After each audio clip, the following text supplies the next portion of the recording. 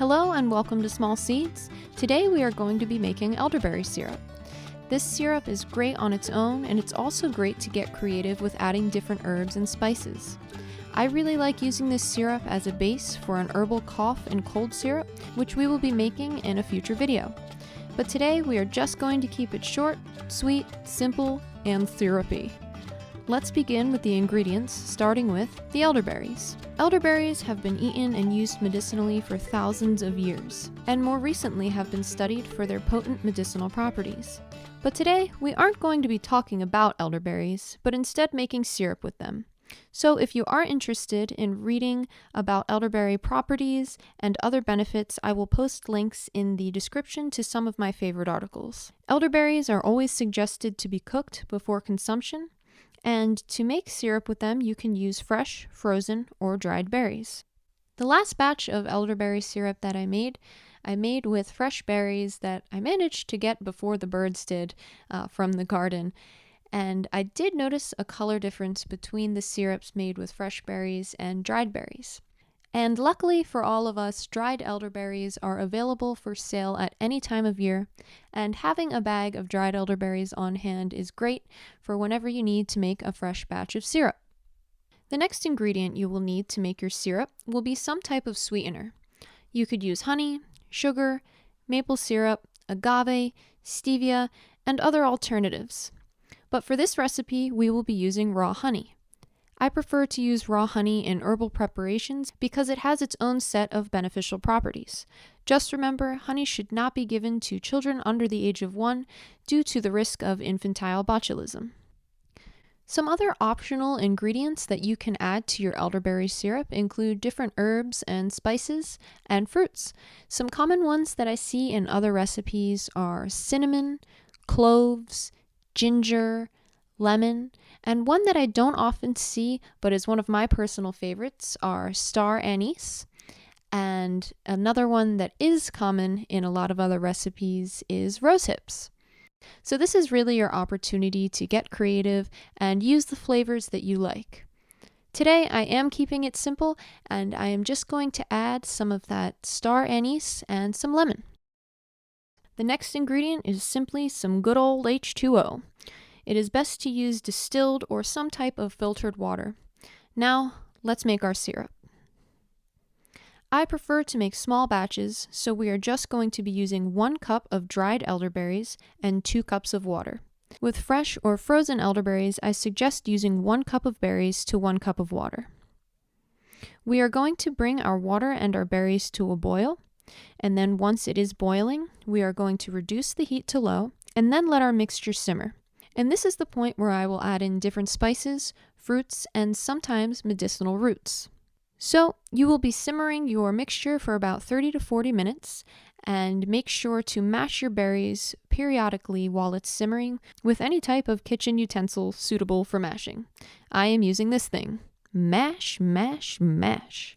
After letting our mixture simmer and periodically mashing for about that 30 to 40 minutes, the liquid will be nice and reduced, and we are almost ready to strain our berries and add our honey. But first, let's turn off the heat and let it cool down a bit. Once it is cooled, we are ready to strain our berries. I suggest using cheesecloth and some type of strainer, and make sure to squeeze out as much of the juice as you possibly can.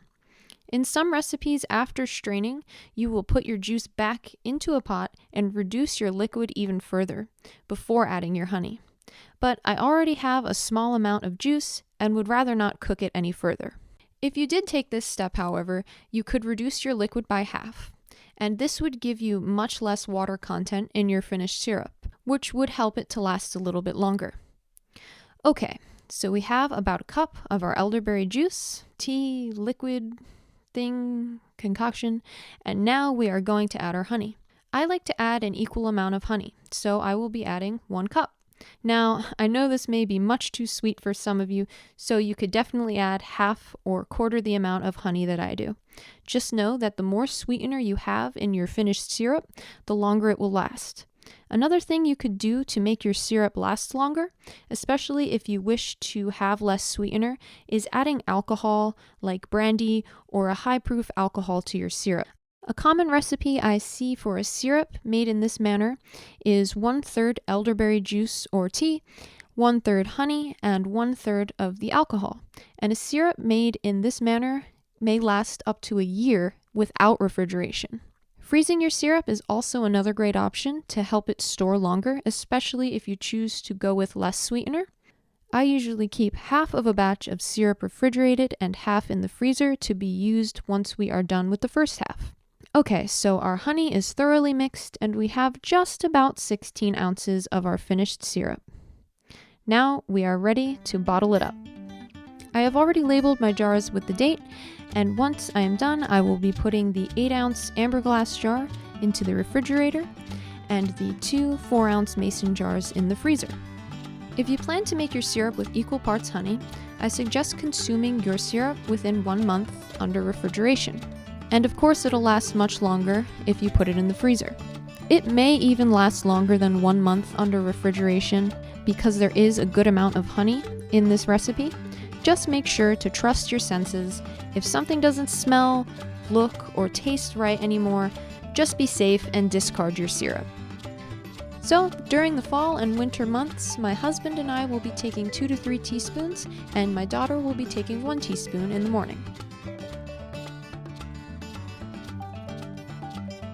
This elderberry syrup also tastes great when you add a little bit to baked goods, and when a little bit is added with some maple syrup on pancakes, it tastes awesome. Yeah! It also goes great with a cup of tea, or you could add it to some seltzer water to make a really delicious elderberry soda. Thank you guys so much for tuning in for today's video. I hope you may consider making some of your own elderberry syrup at home, or just trying some out. And in one of our next videos, I will be showing you guys how I use this syrup as a base for a herbal cough and cold syrup. Thanks again, and see you next time. Yeah!